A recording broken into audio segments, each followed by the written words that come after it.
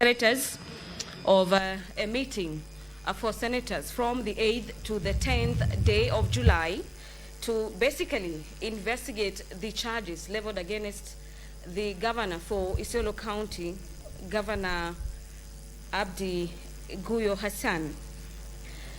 The reason as to why the Senate is sitting this morning during this special sitting is to basically commence the investigations into the matters impeachment of the governor after the House, during a special sitting, passed to have the matter in plenary after a motion to form an 11-member committee was rejected on the floor of the House. So the sitting begins at 9 a.m. today, all the way to the 10th, where the Senate will conclude its business on the 10th day of July, basically vindicating the governor, or the other thing is upholding the impeachment by the County Assembly of Isiolo. The reading of the charges on the proposed removal from office by impeachment of Honorable Abdi Ibrahim Hassan, the governor for Isiolo County,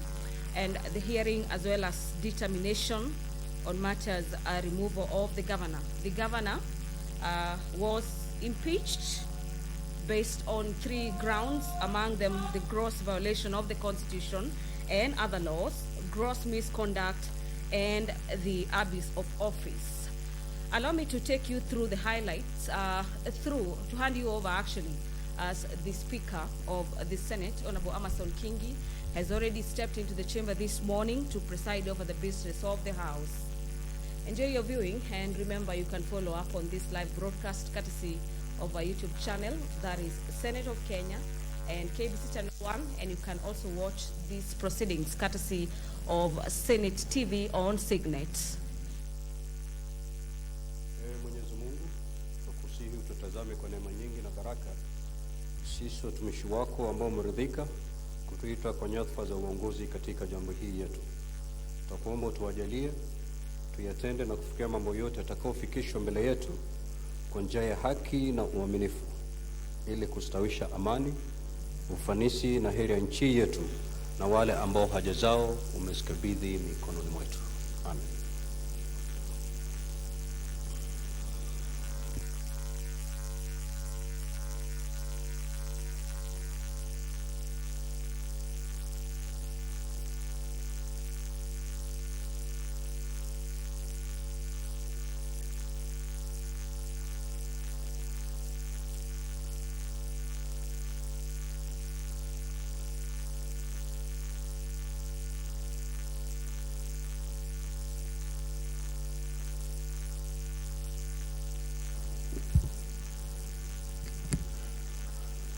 Clerk, we have quorum. Sergeant at Arms, kindly ring the quorum bell for 10 minutes.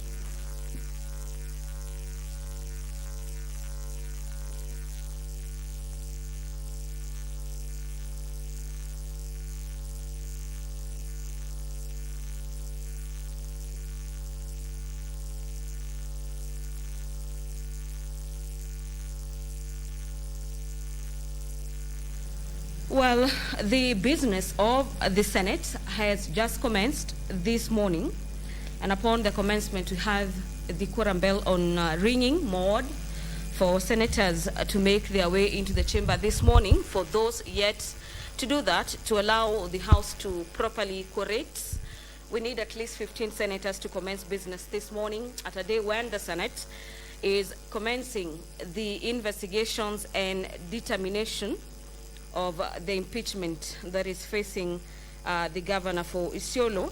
The case here being the vindication of the governor upon his defense presentation before the Senate, and the other outcome would be upholding the impeachment by the County Assembly, where the governor was impeached by 16 out of 18 members of the County Assembly. So in the program for the impeachment this morning, we have the pre-hearing meeting for senators. This is usually a closed session.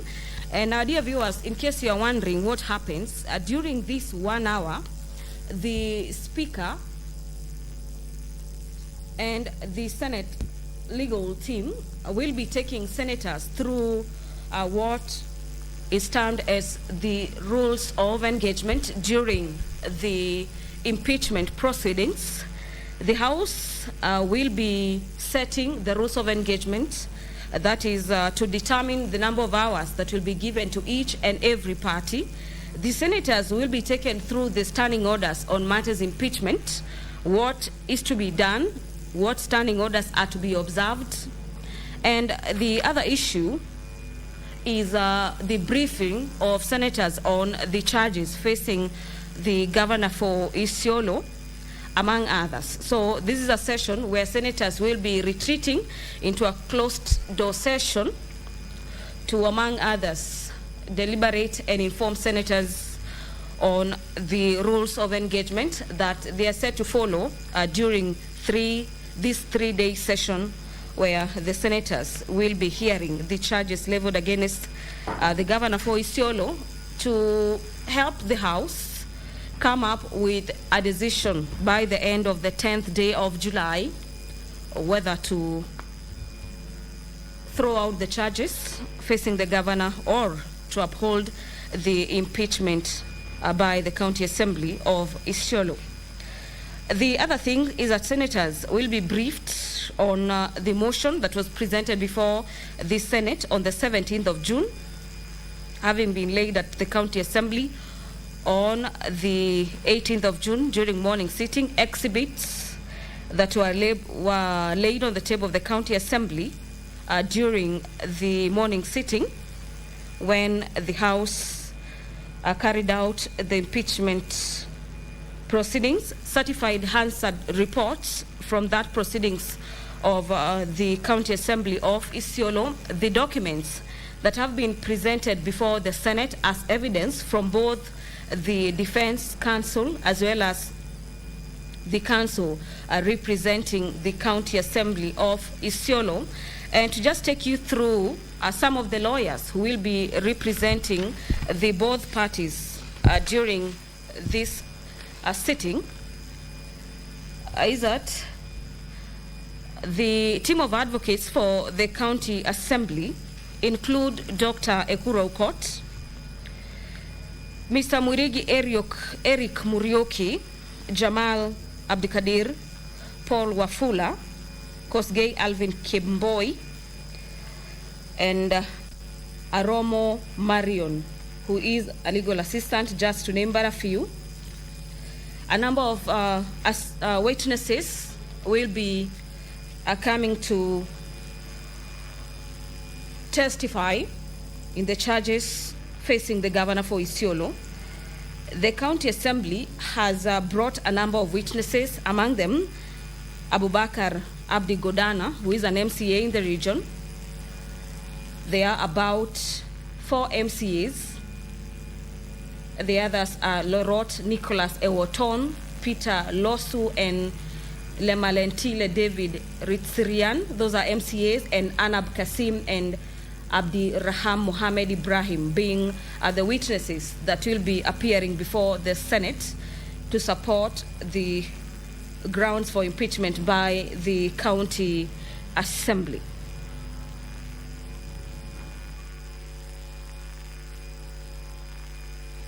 Among the other lawyers representing the County Assembly are advocates Paul Nyamodi, Alex Mbaya, and Patrick Barasa, as well as Brenda Mwangi. On the side of the governor has lined up over 10 lawyers seeking to defend himself before the Senate in the proceedings that commenced this morning. Among them is lawyers Elisha Ongoya, Advocate Eric Theuri, Advocate Elias Mutuma, Advocate Ruth Kiunga, and Ali Fila as a legal assistant, among others. The witnesses for the governor will be including Mr. Salad Boru Guracha, Habiba Galgalo Jirma, and Honorable Abdinur Dimajilo, as well as Shaban Mzungu. The governor has lined up 5 witnesses whom he'll be relying on to convince senators as to why the charges before the House do not hold any water. A number of documents are already before the Senate. This is following the directive by the Speaker when the House had a special sitting on this matter, where the Speaker directed the clerk of the Senate to furnish the parties involved with the requirements to present documents before the impeachment hearing commences. I want to believe that was on the 4th of July being the deadline, or the 5th or thereabout.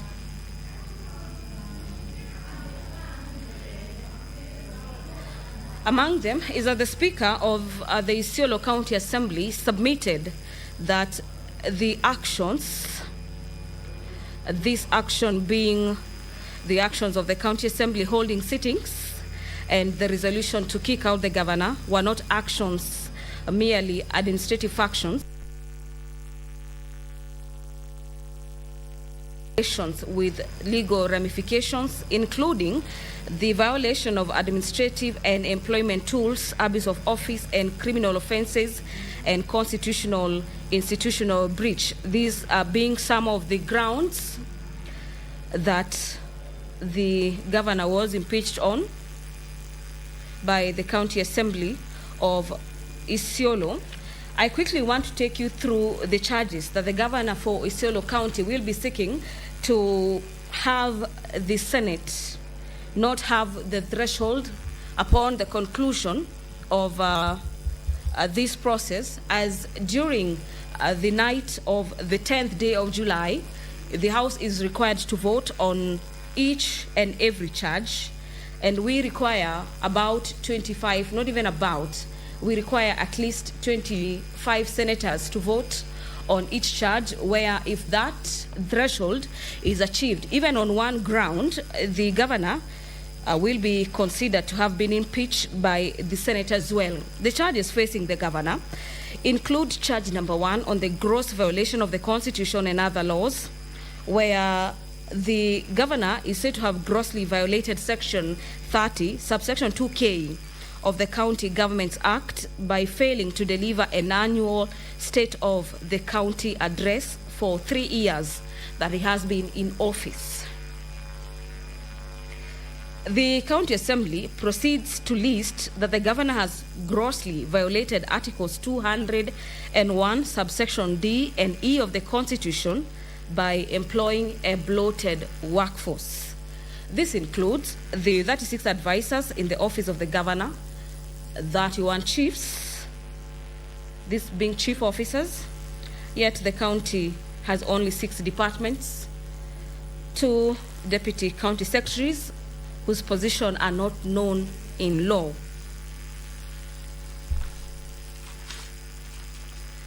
The other charge that the governor will be seeking to debunk is the charge facing him on matters to do with abuse of office. The Speaker is on the mic.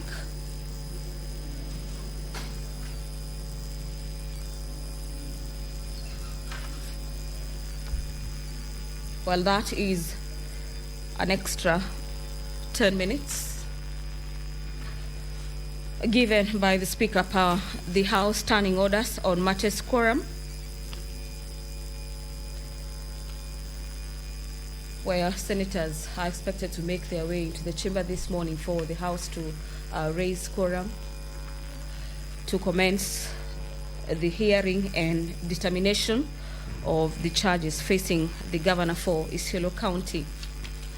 Before I handed you over back to the chamber, I was just telling you about charge number 2 facing the governor for Isiolo, the charge being abuse of office.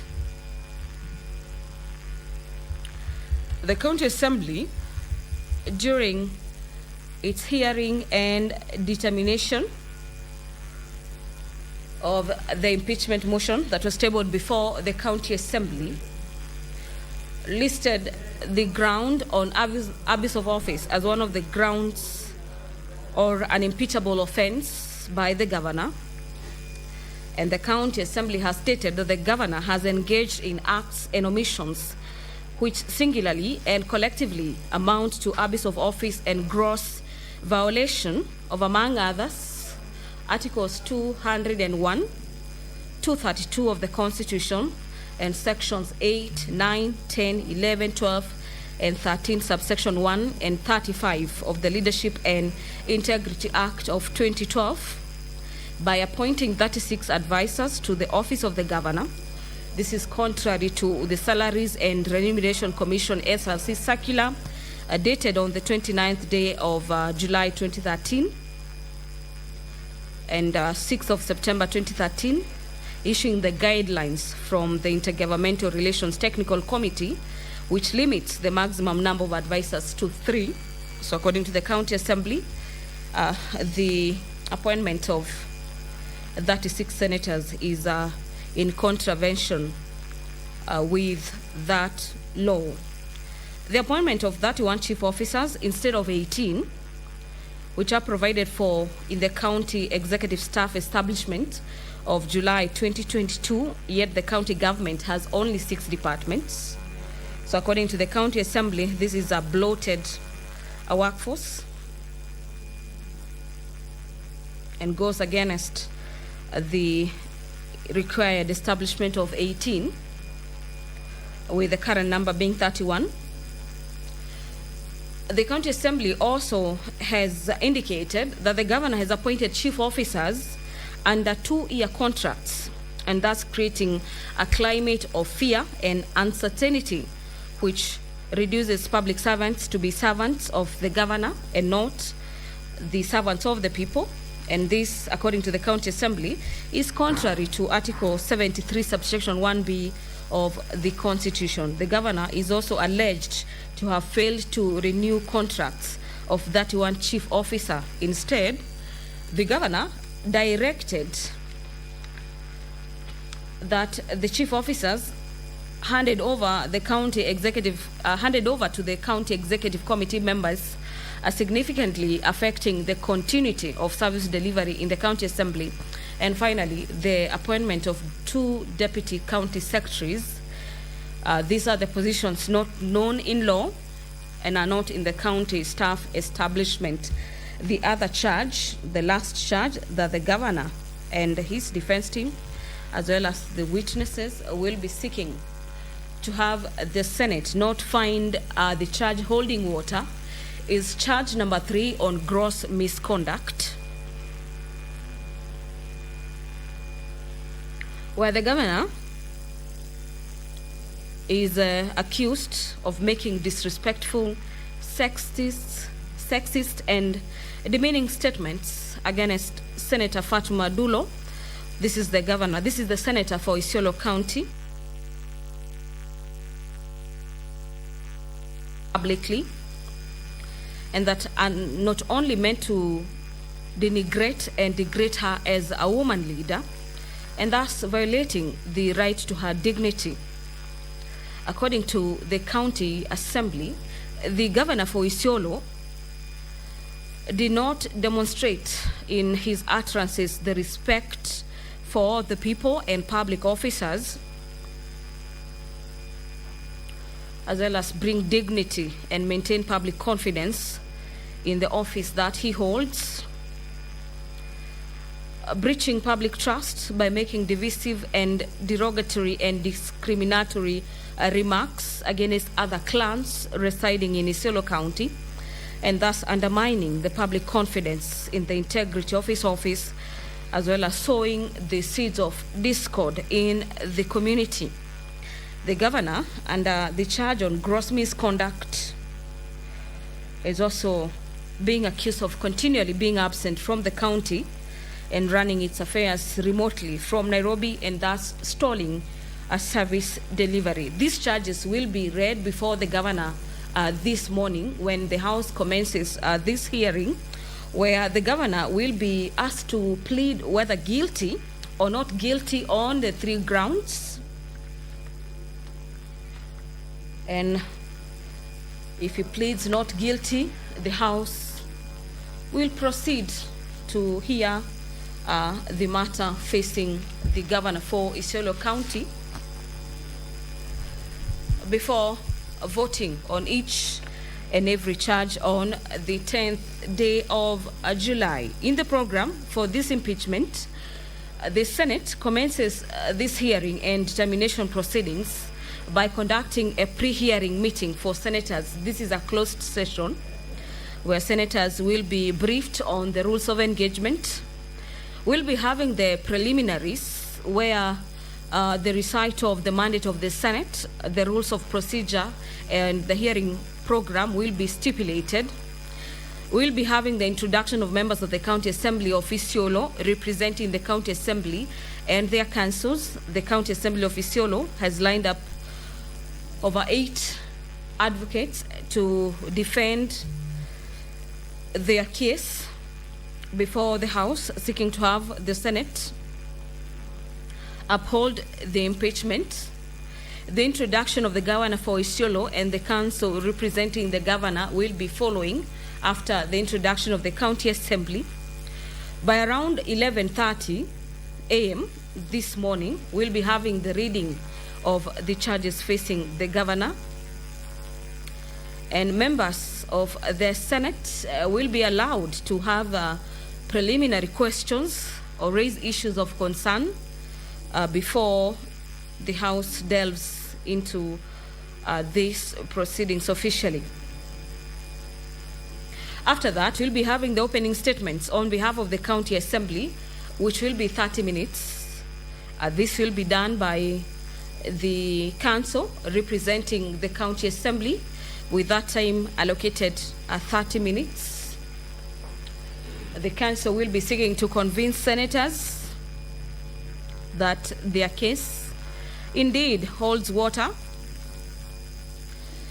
The council representing the governor for Isiolo County will also be given 30 minutes to make a case for themselves this morning. Then after that, the House will begin the consideration of evidence by the County Assembly. This is evidence of witnesses, if any, cross-examination and re-examination. This has been allocated a total of 5 hours. The County Assembly has a maximum of 3 hours for evidence by witnesses and re-examination, if any, so they have to plan themselves within the 3 hours, and the team of the governor given 2 hours for cross-examination. The sitting for today is scheduled to end at about 6:30 p.m., being the adjournment of the House. But remember, dear viewers, from time to time, from the other impeachments that the Senate has handled, the Speaker is at liberty to extend that particular period by the powers given to him in the House standing orders.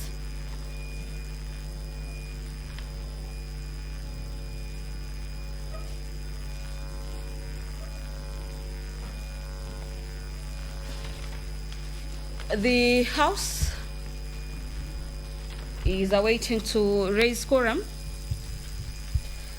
to commence the hearing and investigations into matters impeachment facing the Isiolo governor,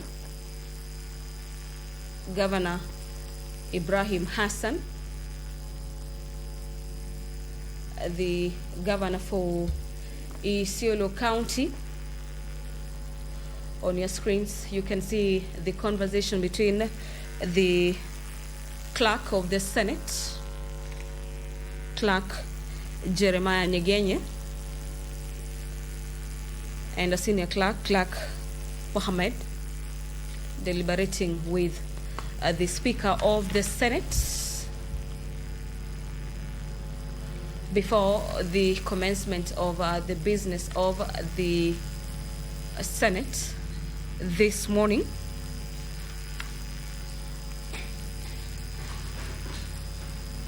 Remember, this sitting is taking place after the Speaker of the House,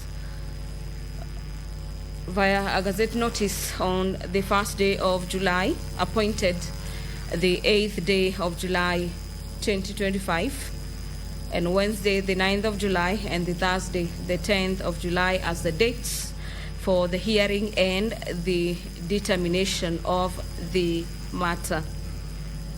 The clerk of the Senate already invited the County Assembly to appear before the Senate and be represented before the Senate during its investigations, and was served by the advocates of the County Assembly on the first day of July. The invitation required the County Assembly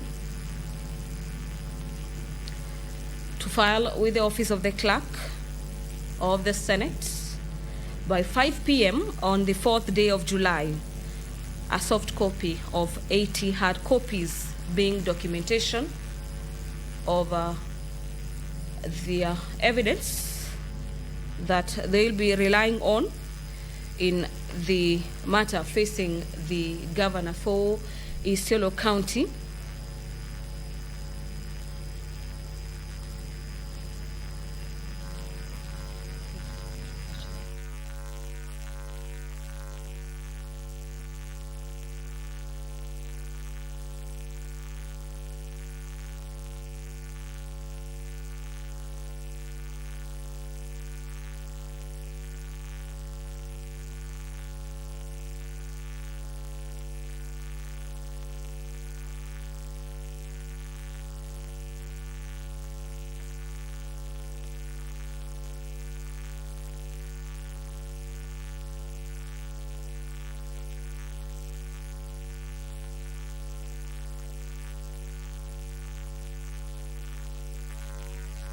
Well, we continue to await that pertinent quorum by senators this morning. Already that number is being marshaled within the presence of Parliament for senators to make their way into the chambers this morning. In the invitation by the clerk of the Senate to the County Assembly, who are required to appear before the Senate, the County Assembly is required to designate members of the Assembly, being not more than 3, if any, who shall attend and represent the County Assembly in the proceedings before the Senate. The clerk also indicated the mode of appearance before the Senate, whether the county assemblies will be appearing in person by an advocate or in person and by an advocate. This is a situation where we have MCAs accompanied by their advocates, which has been a replica in many impeachment cases that the Senate has held in the past. Remember, this is not the first impeachment that the House is considering after the 2022 elections. The Senate has previously had and determined the impeachment case facing the governor for Meru County and the governor for Kericho.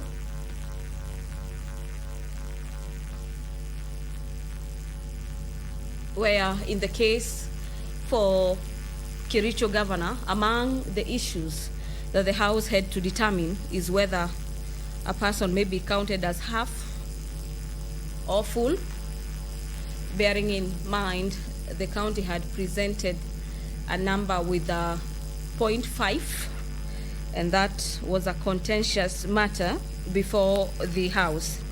But allow me to take you back before the matter before us today, which is the matter pertaining the impeachment for the governor for Isiolo, where the House this being the County Assembly, is also required to indicate the names and addresses of persons to be called as witnesses, if any.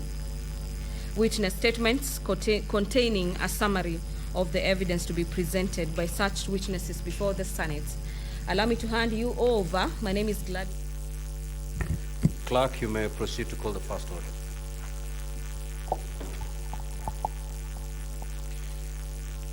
Order number 1, communication from the chair.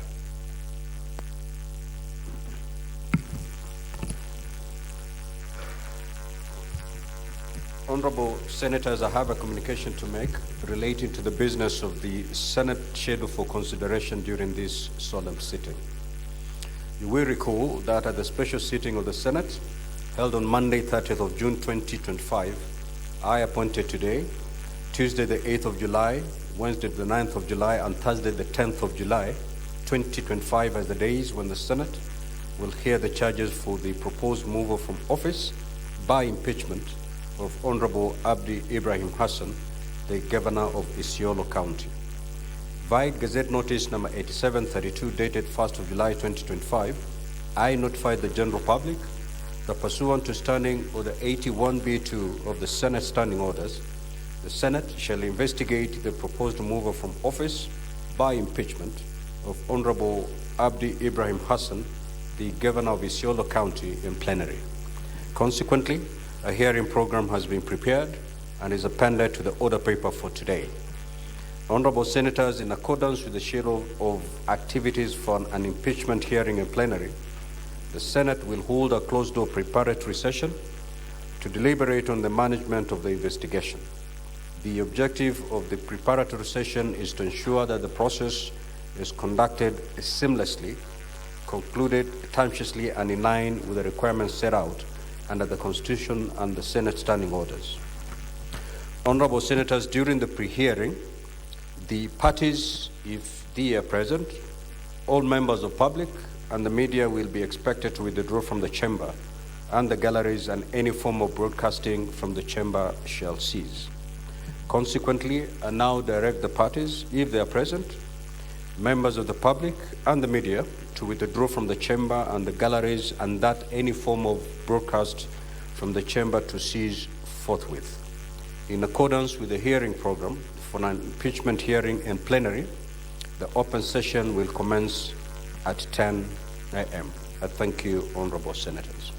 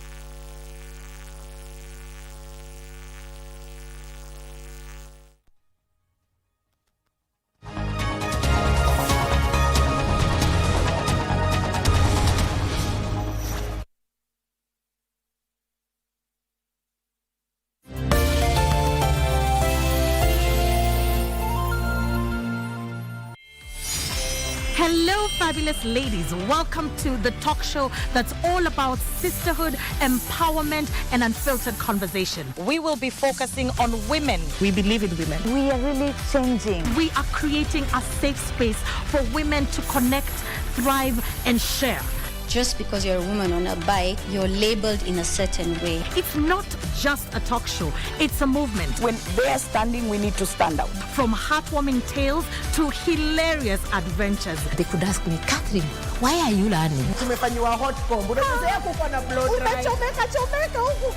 We're turning the spotlight on women who are breaking barriers in the individual fields. You have to have a vision. You are the leaders of Kenya today. Relatable. Mental health is real. Yes.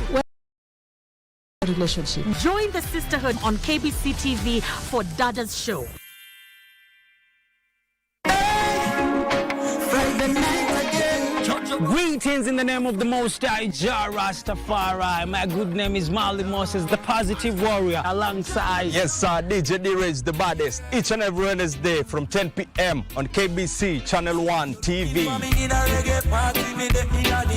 Tunakuletea the biggest reggae party in 254 in a yard extra. Extra niceness of reggae music. Extra dose of entertainment. When the thing is nice, we have to do it twice.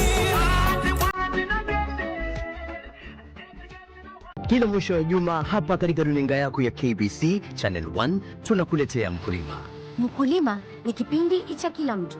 Mkulima mdogo, mkubwa, mnunuzi, muuzaji na pia anayenuia kuanza kilimo. Kuanzia kwa mbinu bora na za kisasa za kilimo, ufugaji, kukupa fursa za biashara, kuongeza dhamana hadi teknolojia zinazorahisisha kilimo. Mkulima kisasa inakupa wewe maarifa, motisha na suluhu za kukuza mazao, kuongeza kipato na pia kulisha taifa kwa jumla. Tunafeed nchi, tunafeed watoto wetu na tunafeed Europa na tunaweka pesa mfukoni. Tazama Mkulima kila Jumamosi saa 10:30 kwenye runinga ya taifa. Mkulima, tuko hapa kwa ajili yako, ambapo fursa na kilimo zinapatana.